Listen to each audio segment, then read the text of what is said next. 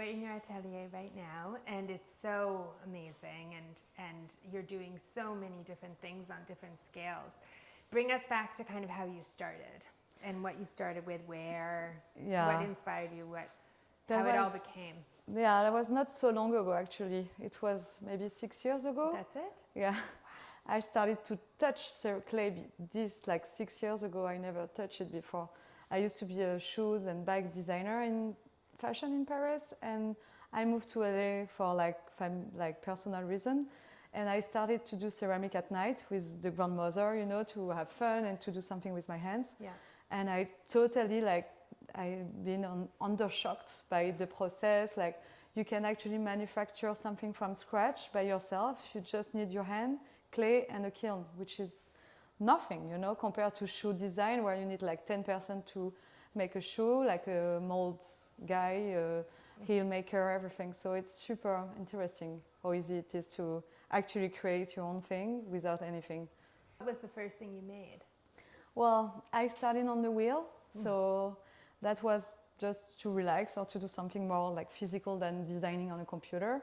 And so I had to start with cylindrical shape. So I came to the studio and to ask my teacher, like, can I make a stool? And she was like, no, you have to start with something smaller, like a mug, which I didn't really like because I'm not a person that cooks. I just like to do big things. In general, I like big shape and everything.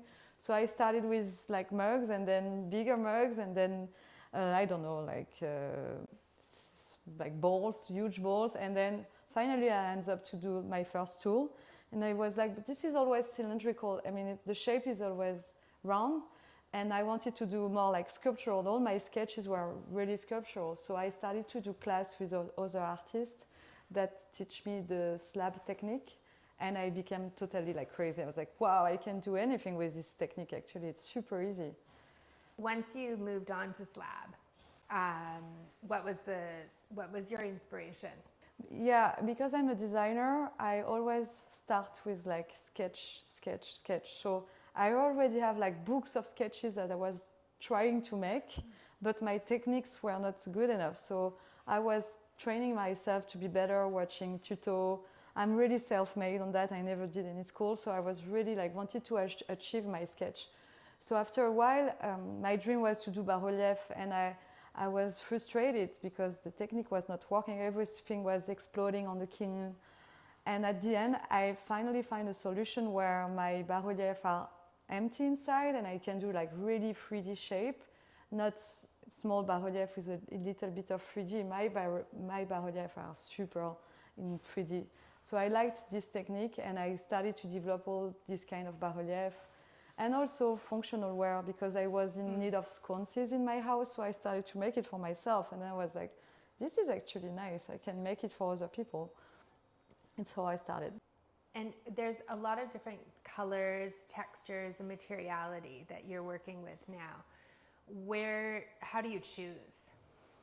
Well, I think I'm more into like doing sculpture than just ceramic. So I have some concept in my head.